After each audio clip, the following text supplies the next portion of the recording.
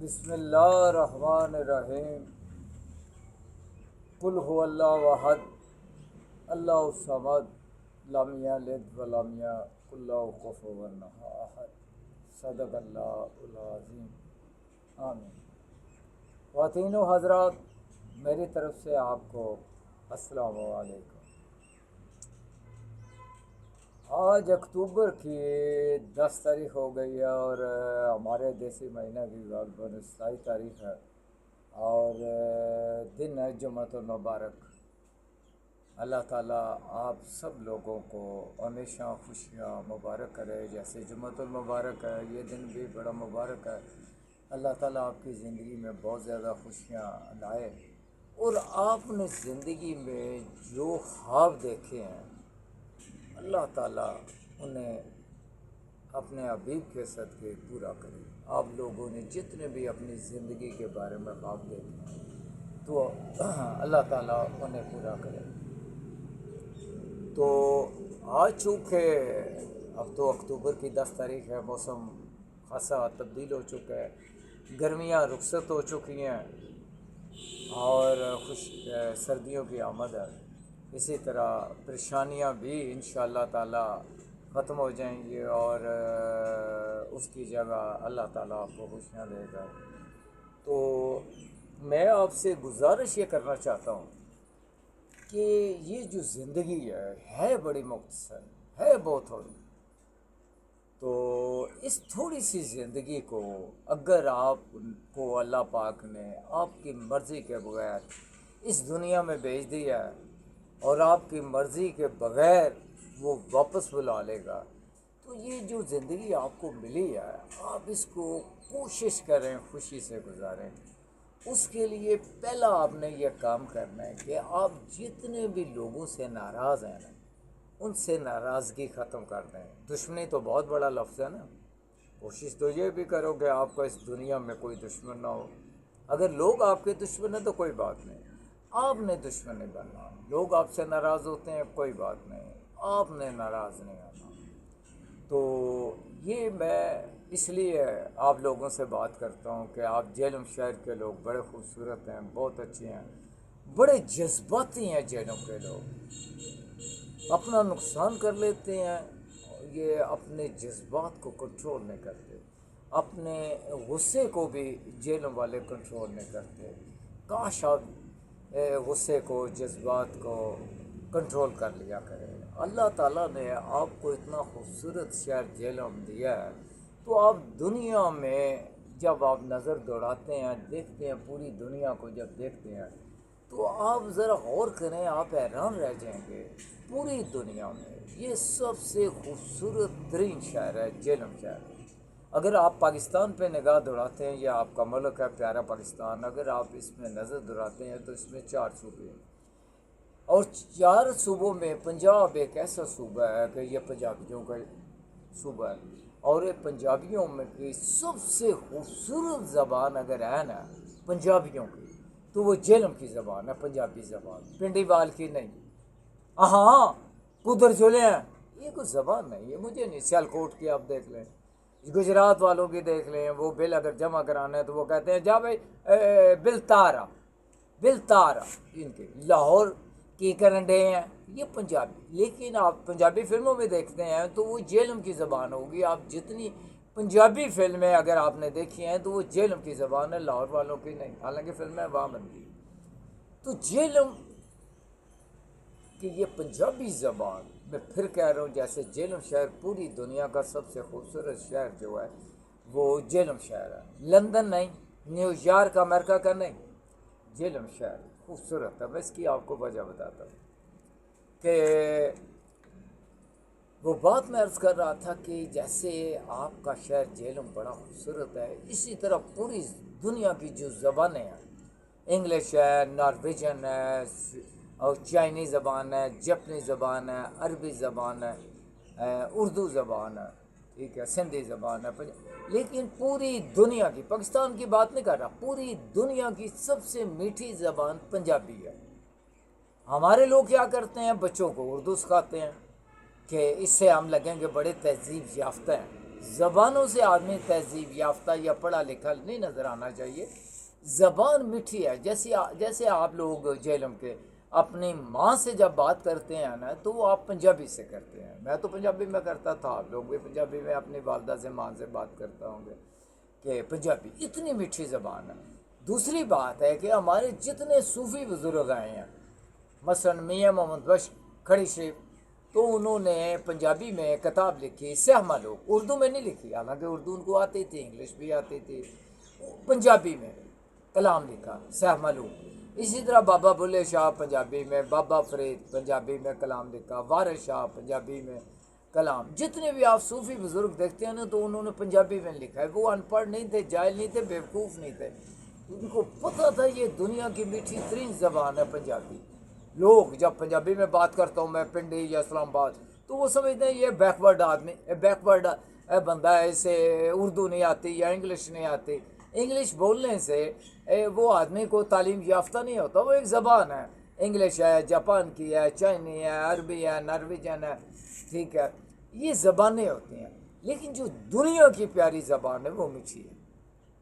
جیسے میں کہتا ہوں جہلم شہر بڑا خوبصورت شہر ہے. اب میں اس کو بتاتا ہوں میٹھا شہر کیسے ہے, بہترین شہر کیسے ہے جہلم شہر.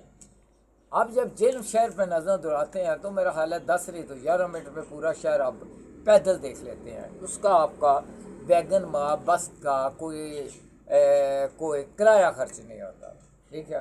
کوئی گرین بس آ گئی, کوئی الیکٹرانک بس آ گئی, آپ 10-11 منٹ میں آپ پیدل بازار پھر لیتے ہیں.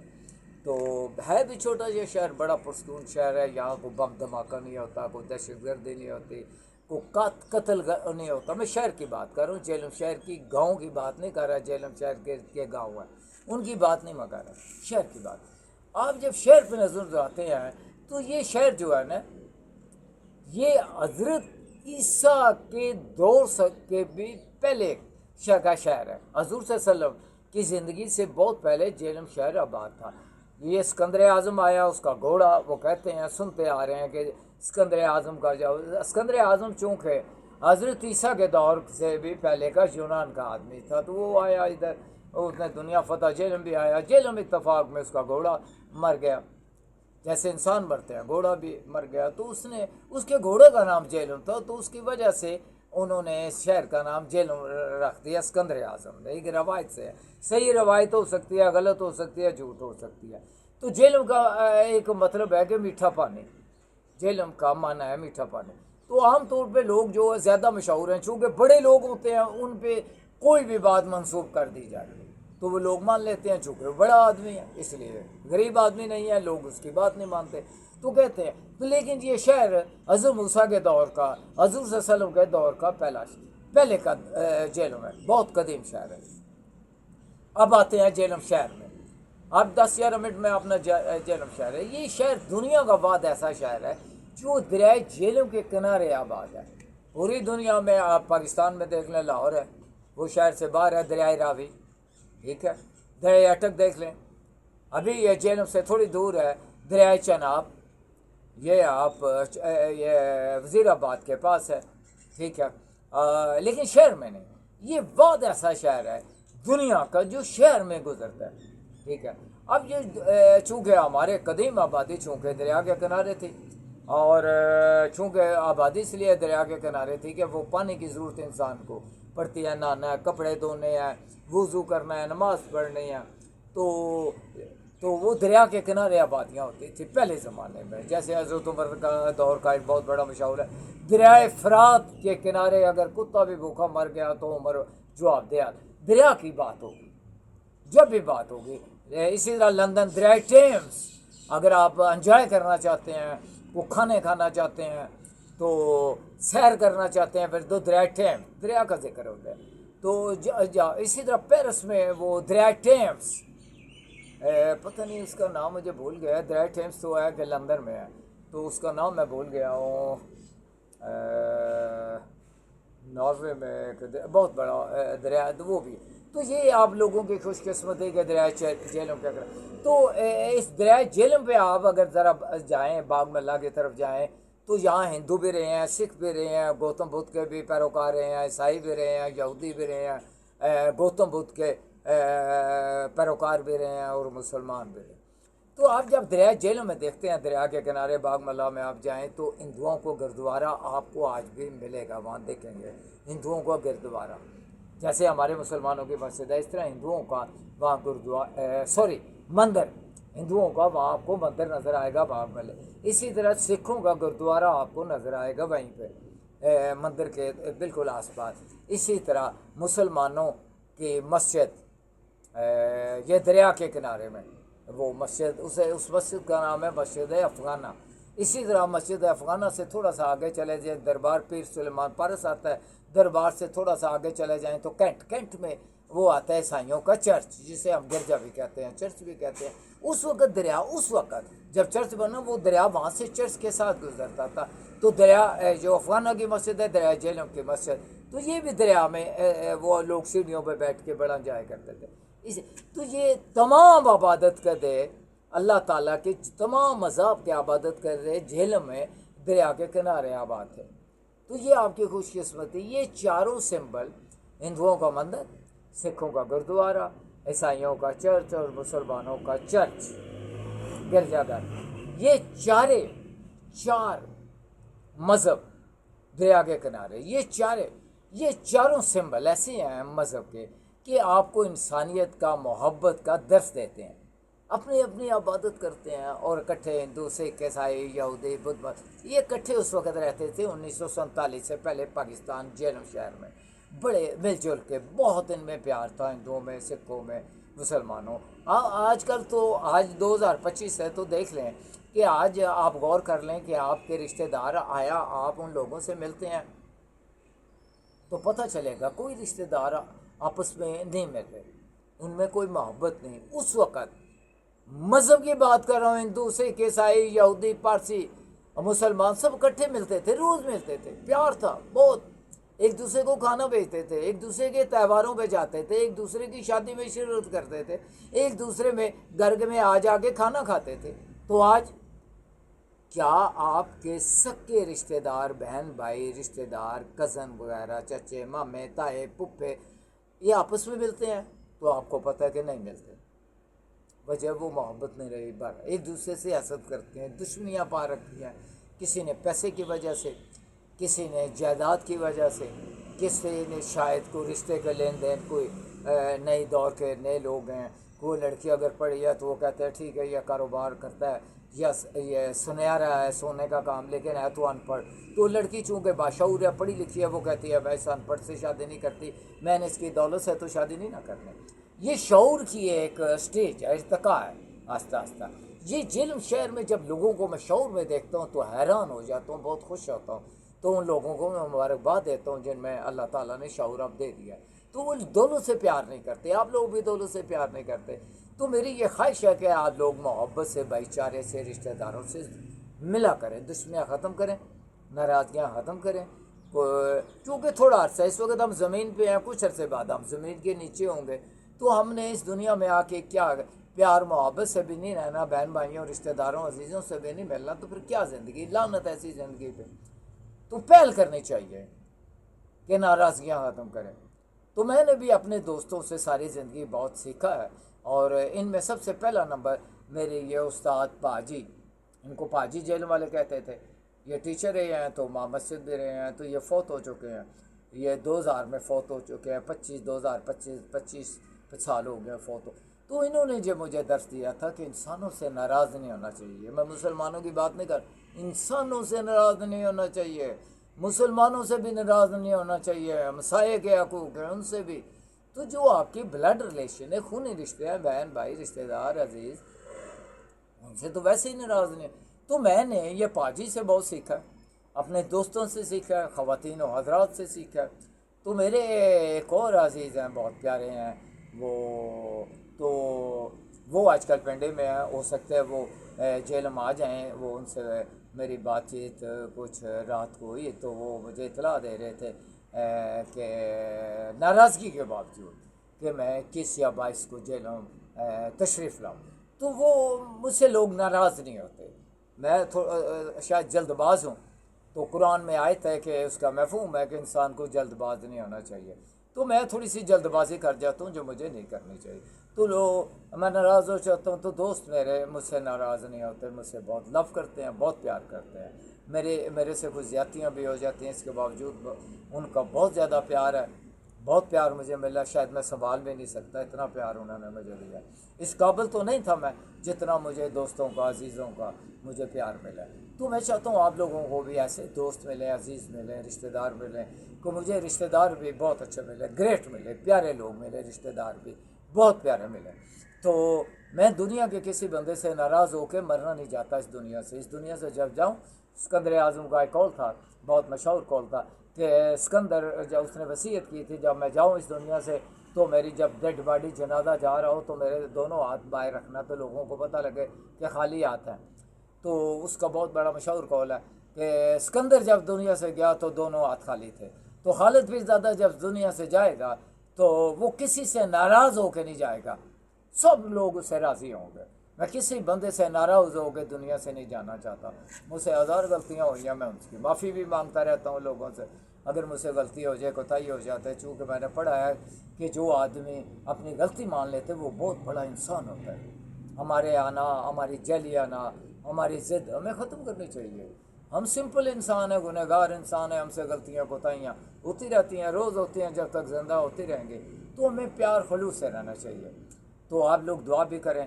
تو میرا بھائی ایک اٹلی میں ہوتا ہے، اس کا نام ہے احمد سعید پیرزادہ. اس کے 4 بیٹے ہیں. 2 بیٹے ان کے اس وقت، ان کا سب سے بڑا بیٹا تھائی لینڈ ہے. اب اس کا نام ہے زیب، رضوان اصل نام ہے، تو زیب اس کو لاڈ اور پیار سے کہتے ہیں. تو سب سے چھوٹا بیٹا جو ہے وہ میرے بڑے بھائی کا، اس کا نام ہے دانش پیرزادہ. وہ بھی تھائی لینڈ چلا گیا ہے. وہ میرا خیال ہے کہ مہینہ سوا مہینہ ہو گیا، وہ بھی تھائی لینڈ اپنے بڑے بھائی کے پاس چلا گیا.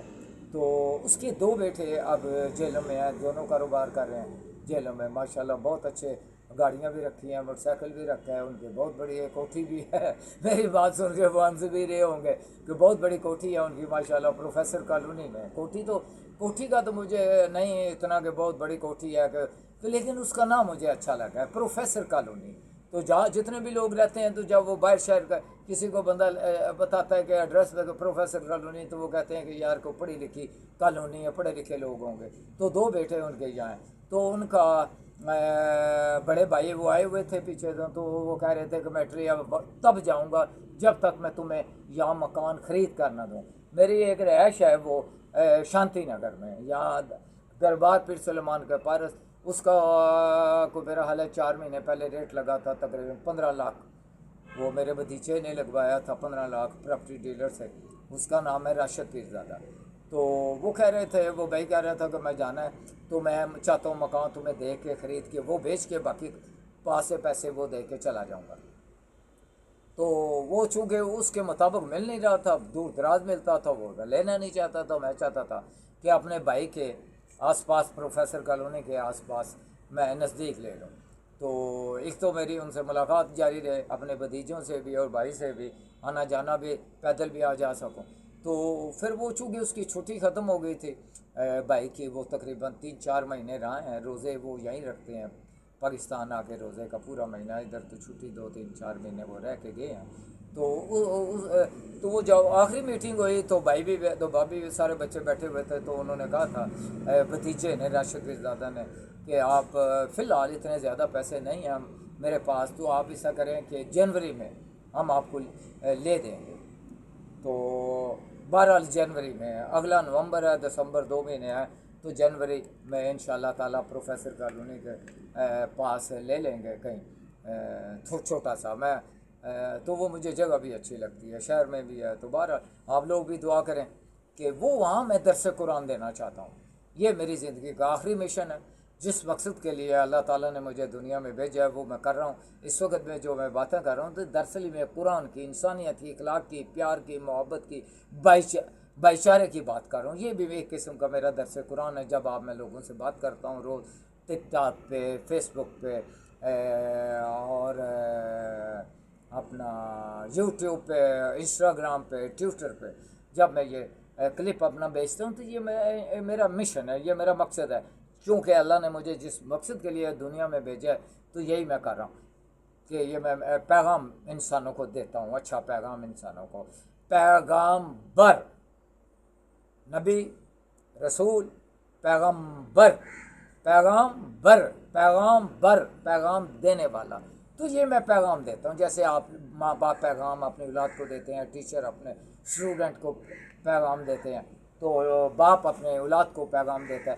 تو یہ میرا کہنے کا مقصد ہے کہ میں یہ پیغام دیتا ہوں۔ درس قرآن کا ایک سلسلہ یہ ہے، تو میں چاہتا ہوں کہ جیلوں کے لوگ میرے پاس آئیں، وہاں پہ جہاں میری رہائش ہو جائے گی انشاءاللہ تعالیٰ، تو وہاں میں درس قرآن دینا تھا۔ یہ میرے استاد کا مجھے حکم تھا پاس جات کا، یہ درس قرآن بھی دیتے تھے۔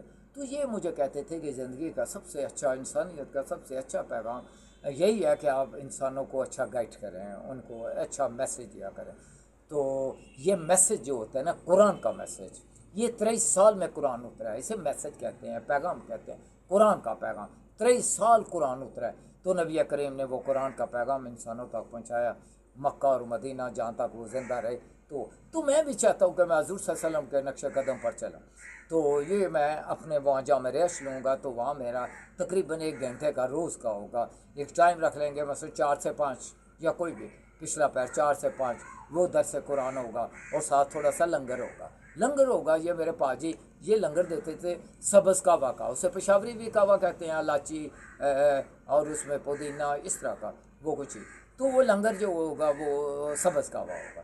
تو آپ لوگ دعا کریں کہ اللہ تعالیٰ میرا یہ سواب جنوری میں مکمل کرے، اس کے بعد میں لوگوں آمنے سامنے بیٹھ کے ان کو اللہ اور رسول، نبی اور پیغمبروں کا اور قرآن کا، انسانیت کا، اخلاق کا، پیار کا، محبت کا، اور انسانوں کو وہ خود آمنے سامنے بیٹھ کر درس قرآن دیا کرے۔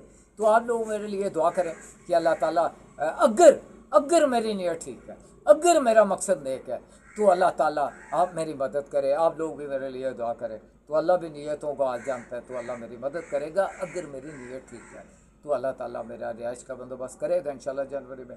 تو پھر آپ لوگوں سے اگر سرائیں کے لوگ ہیں یا پنڈی کے لوگ ہیں، مرد ہوں یا خواتین ہوں، وہ بھی آ کے بیٹھ کے سامنے درس قرآن سنا کریں گی۔ تو آپ لوگ دعا کریں، اور میں بھی آپ لوگوں کے لیے دعا کرتا رہتا ہوں کہ اللہ تعالیٰ آپ سب کو، لوگوں کو خوشیاں اور نعمتیں، رحمتیں اللہ تعالیٰ آپ کو نصیب میں کرے۔ اللہ تعالیٰ ہمیشہ آپ کے لیے آسانیاں پیدا کرے، اللہ تعالیٰ ہمیشہ آپ کو خوشیاں دے، اور ہمیشہ ہر وقت آپ کے ہونٹوں پہ مسکراہٹ رہے، اور اسی مسکراہٹ کے ساتھ آپ لوگوں سے اجازت۔ تو کل انشاءاللہ پھر آپ لوگوں سے ملاقات ہوگی، اس وقت تک خدا حافظ۔